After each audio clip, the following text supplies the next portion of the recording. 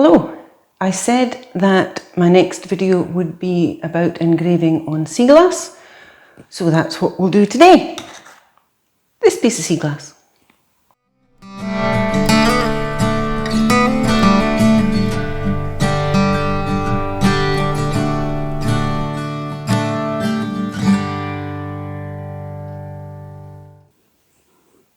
Sea glass, obviously, it comes in these beautiful shapes. It's always rounded and smooth and it's lovely and it's there. Why not use it? The difficulty we have is that the action of the waves on the sea glass gives it a finish a bit like maybe a sandblasted finish. It's very smooth, but it's white. And you know yourselves that when we engrave onto glass, we make it white. So the difficulty is always going to be making your engraving show up on the glass. Now, how can we do that? There are a few things we could try. First of all, just engrave straight onto the glass. Now, that will make a mark. It's very light, it's very ethereal, but it works. But if you want a bit more definition in your engraving, you're going to have to try something a little bit different. We could try engraving a shape and then filling it with colour, either with paint or with, you could possibly do gold leaf, something like that. I wouldn't suggest using rub and buff because it will catch on the surface as well rather than just in the shape that you've engraved, but it's possible. We could try cutting really deeply, making it a very three-dimensional engraving and see how that works. Or, my favourite method, we can try engraving it and then polishing it out so the engraving becomes darker than the surrounding glass rather than as it usually is, lighter.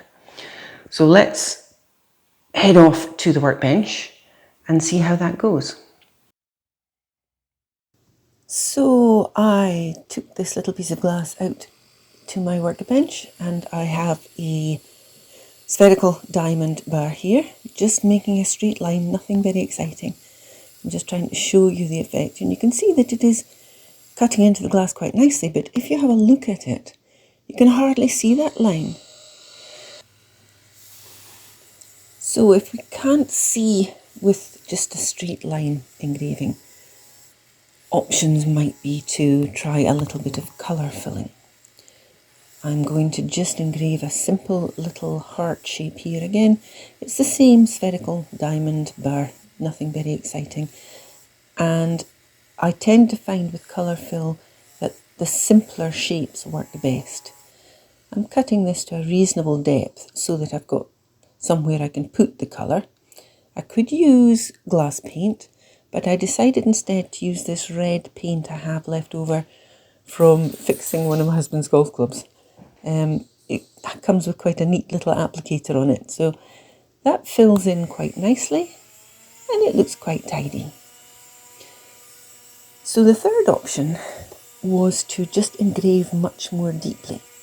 So again, I've got the spherical diamond bar, but I'm giving it much more time now to cut into the glass and get nice and deep.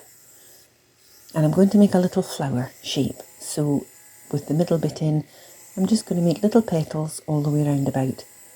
It's a slightly bigger diamond bar I've got in this time, but the same idea, giving it plenty of time to cut away the glass and get nice and deep so we can see how that looks in the engraving.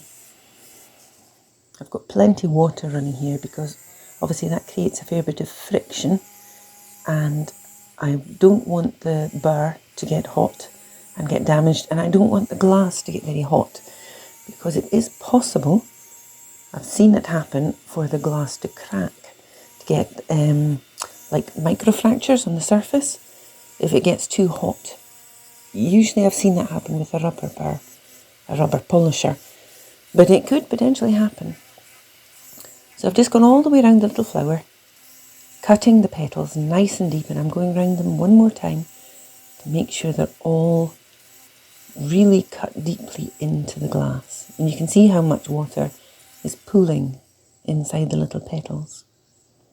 Now if I take that away and dry it off, you can see it shows up a little bit more than just the simple line because it's cut a little bit more deeply. But let's see if we can make that stand out even more. Going back to the same shape, I've got a little white stone here, and I'm pre-polishing all these little petals, smoothing them out so it's taking away the scratch marks left by the diamond burr. So I have to go round them all, just taking my time to get right up to the edges and making sure I've got them as smooth as I can with this little white stone. It takes a little time, but again, just going round and making sure they're all done. Having got to this stage, I can find a polishing rubber and start polishing these out to make them look just a little bit darker. This rubber is a grey one, which is a fairly soft rubber, so it tends to go down nicely into the petal shapes. And I just have to go round them all and give them all as good a polish as I can manage with this little rubber.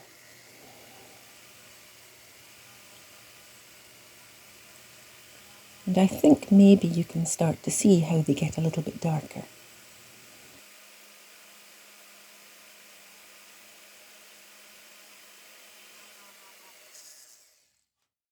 I'm going to change now to a little pencil rubber just so that I can get down to the narrower end of the petals and make sure I've got them polished as well as I can.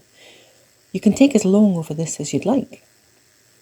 When that's all done, the engraving starts to stand out just a little bit more clearly.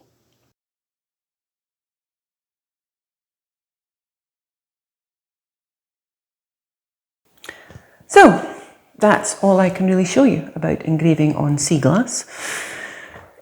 In my opinion, the best options are generally either to colour fill the engraving with some kind of paint, glass paint, enamel paints that you use for like model planes and things like that, or in this case it was a specialist paint for repairing golf clubs, who knows, but that can work quite well. I would suggest keep your shapes quite simple.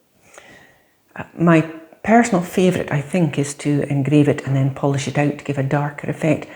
You will never get the same tonal variations that you get on flat glass, just because the glass to start with is already lighter, sandblasted looking. But it looks quite pretty. It could make a nice piece of jewellery or something like that. So hopefully I've given you some ideas and something you could try for yourself. So go and have some fun and play about with some sea glass, and hopefully I'll see you for my next video. Thank you.